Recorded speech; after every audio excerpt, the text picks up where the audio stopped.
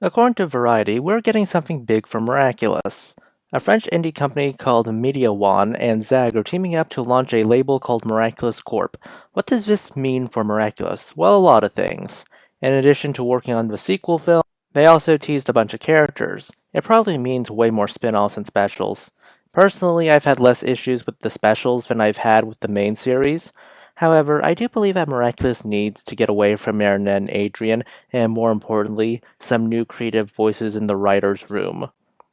And I do think exploring more spin-off media could be a way to help this franchise. Who knows? Maybe we'll get an Ultimate Universe situation where they actually begin to overshadow the main universe. Or maybe we'll end up with an X-Men situation.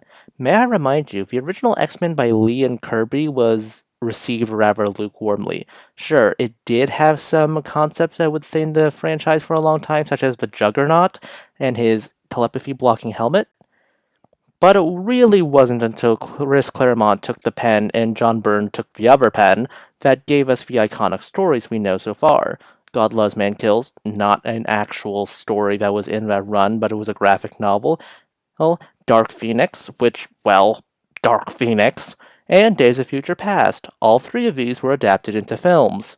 In the case of Dark Phoenix, films multiple times. Hell, Apocalypse wasn't even an X-Men villain. He wasn't even a concept. He wouldn't be made until Louise Simonson took the pen for X Factor.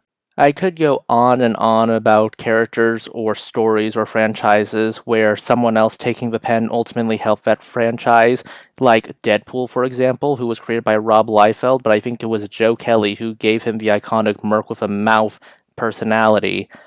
And if there's any franchise that could use someone to help reimagine it, re-envision it, and breathe some new life into it, Miraculous would be the one.